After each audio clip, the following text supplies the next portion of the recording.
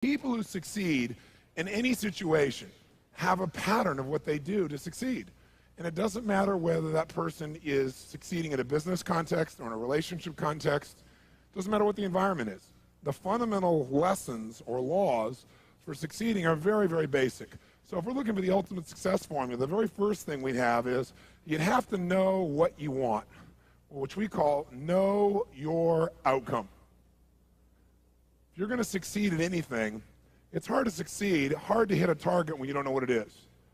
And as simplistic as this sounds, do most people really know what they want? What do you think, yes or no? At least not consciously they don't, right? And so it's going to be very, very difficult to achieve what you want when you haven't defined it.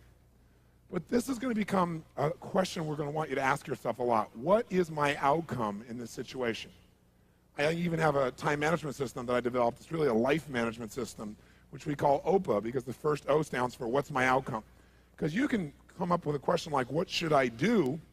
And you're going to end up with a long list. But as you do all these things, what will happen is you can cross everything off your list and still be unfulfilled and not really achieve anything that matters. So you'll say, what's my outcome first? Then you begin to decide what you need to do to get the outcome. So in this case, we want to say, what's your outcome? You want to make it a habit to ask this question a lot.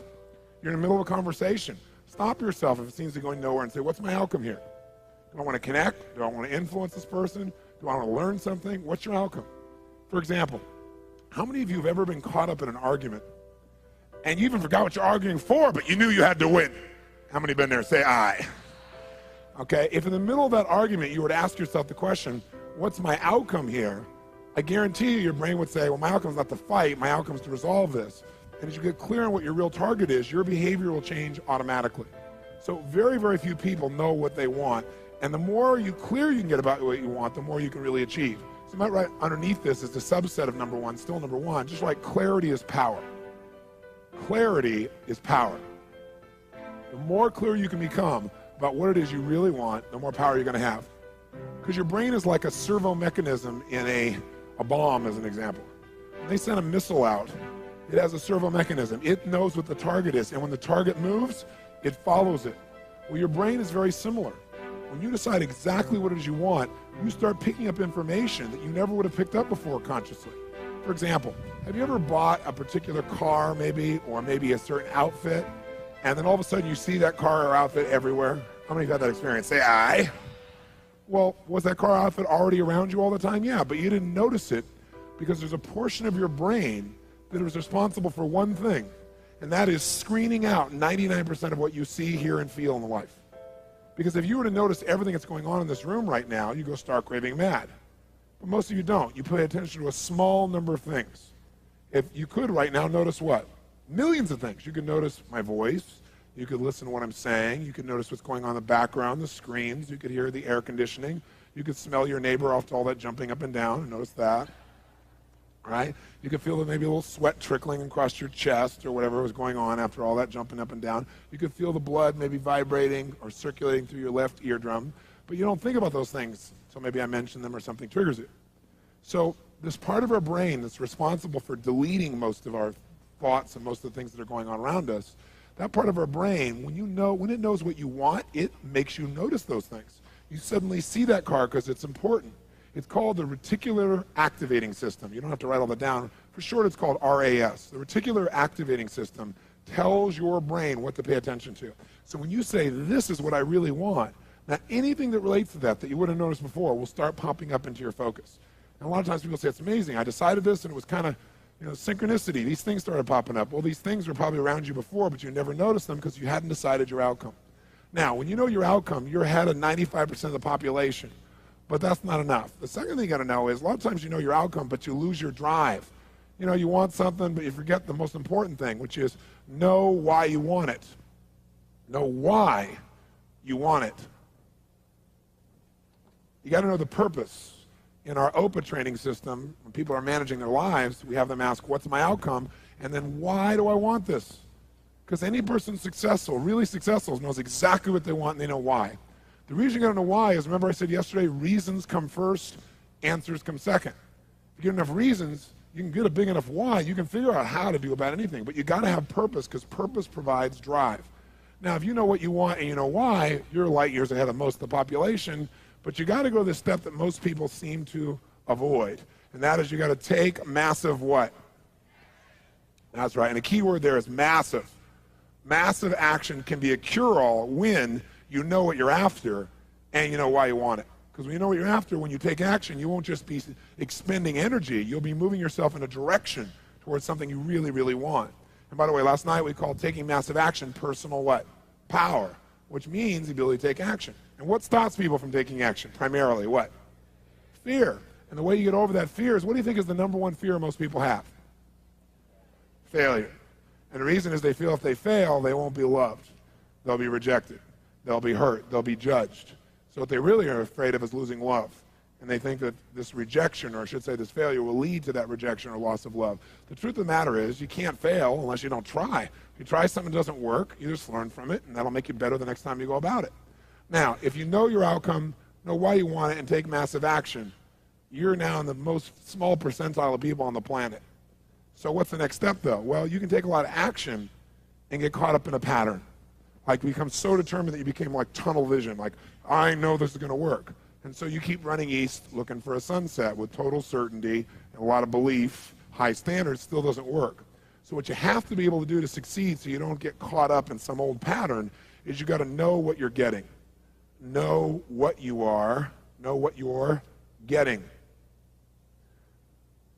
The word we use for this, as for short, is we call it sensory acuity. Sensory acuity is the idea that you want to become acutely sensitive to whether what you're doing is working or not. You don't want to just say, okay, I know what I want, I know why I want it, I'm just going to make it happen, this is how I'm going to do it. You keep hammering it and hammering it and hammering it, doing something that doesn't work. And people do this all the time, right? Do the same thing over and over again, expecting a different result. That's called insanity. You can't do the same thing again and again, expect a different result when you can see it doesn't get the result. But we get caught up in our patterns. So we want to get really sensitized, acutely sensitized, sensory acuity, to whether what we're doing is working or not. And by the way, sensory acuity is really the measure of a person's intelligence. What I mean by that is, how do we measure intelligence? Intelligence is a measure of the number and quality of distinctions you have in a given situation. Like, for example, if you talk to Eskimos, that's actually not the politically correct term anymore, I guess it's Inouye. If you talk to an Inouye, what we formerly called Eskimos, you'd find out that Inouye have more than a dozen words for the word snow. More than a dozen. Now, I'm from Southern California. Guess how many words I have for snow? One. I don't see any of it. It's called snow, baby.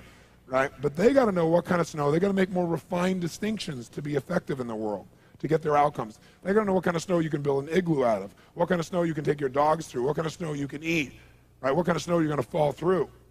So who has more intelligence, who has more power in that snowy environment? The Eskimo or me? Which one? Eskimo, because they have more sensory acuity. They have more refined distinctions about what each of these elements mean versus I just see it as snow. Now, if you took that Eskimo and you stuck him in my car in Los Angeles, then we'd find out that maybe I have a little more intelligence because he might try to steer the thing using the rearview mirror, right? He just doesn't know. So since he doesn't have that acuity, he doesn't have those distinctions, he wouldn't do terribly well there. See, some people I could hold this up and I could say, what is this? And they'd say, well, it's a cylinder. Other people say, no, that's a blue, white, and black cylinder. Someone else says, no, that's a blue color marker. A few people say, no, that's not just a blue color marker. That is a Pilot super color, bright and wide color marker, and if you get it in your clothes, it'll never come out. Now, which one of those people has more power? 1, 2, 3, or 4? 4, because they have the largest number of distinctions. So now, if you know your outcome, you know why you want it. You got your purpose. You got your drive. You got your A, an OPA. This is outcome, purpose, action. You know the massive action. You're taking action, and you notice if it's working. What happens if you notice it's not working? You're taking action, but it's not getting you closer to your outcome. What's the obvious fifth step? The fifth step is change your approach. Change your approach. If what you're doing, your acuity says, is not working, change it. Now, what if you change your approach and that's still not working? Then what would you do? What would you do? Come on, what would you do? Change it again. Keep yourself in a peak state. Sit up in your chair. Some of you have gone back into that deep hypnotic state of learning, I can see. And what if you tried that and it didn't work? Then what would you do? What if that doesn't work? What do you do? And what if that doesn't work? What do you do? What if that doesn't work? What do you do? What if after all that it still doesn't work? What do? And what if you try that and it doesn't work? How many times? Until you find out what works. Do not say to yourself, I've tried everything. That's bull. If you tried everything, you'd have what you want. Well, I haven't tried everything, but I've tried millions of things. Millions? Number them, name them. Well, maybe tens of thousands. Tens of thousands? Name 1,000. Well, maybe 100. Name 100. Well, maybe I did these 2 things over and over again that don't work. Okay? But when we start saying, I've tried everything, we tend to incant that, don't we? We make it an incantation, and then we believe it. And since we think we've tried everything, we just give up. That's garbage, not true. Hey, let me ask you a question. How long would you give your average baby to learn how to walk? You know, before you shut them off and didn't let them try anymore. You go, what are you, crazy? My kid's going to keep trying until he or she walks. Ah, magic formula. And when almost everybody in the whole world walks. Okay? So this is the ultimate success formula. It comes down to knowing what you want, why you want it, taking massive action, know if it's working, and simply changing your approach until you get it. That's it. Anyone who succeeds does this. They may not call it Robbins' ultimate success formula, but I guarantee they did it. I mean, corny example, Thomas Edison, these lights in here. Did this guy know his outcome, yes or no? Yes or no? He was absolutely clear. Without knowing the outcome, he couldn't have built that in a million years. It didn't exist before. He had to decide he wanted to create this result without the use of candles. Did he know why he wanted to do it? You bet. You read his writings, this man had a sense of incredible purpose and drive. Did he take massive action, yes or no? Oh, yes. Tens of thousands of experiments. Did he notice when it wasn't working and learn from it, yes or no? Did he keep changing his approach? That's why right now in this room we don't smell candlelight, right? Now, if you know the old story of him, it's written about him in his early days. He says he's got his best friend with him. He's doing this experiment, and as he's doing it, he creates a small explosion, which shakes the room, scares both of them very, very severely. And then at the end of that, he gets up, and his friend is totally shaken, freaked out. He pulls out his journal, and he starts writing. And his buddy says to him, what's the matter with you, insane? You almost killed us. So you're going to wait till you have 10,000 failures before you give this stupid idea up? And Edison's response to him was, I didn't have a failure there. He goes, that's your 9,999th failure. He said, no, it's not. He said, I discovered the 9,999th way not to invent the electric light bulb. But I did discover how to create a small explosion, which may be useful in the future somewhere else. Interesting, right?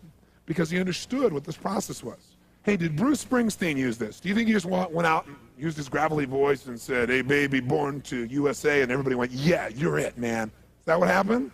No. What really happened, if you know his story, was that all the agents and people he went to try and book with said, just play the guitar and keep your mouth shut. Your voice is gross sounding. It's gravelly. It's irritating. No one is going to like the stuff. Keep your mouth shut and play the guitar. But he knew what he wanted. He had all the drive you can imagine, knew why he wanted, took massive action, kept changing his approach until he got what he wanted.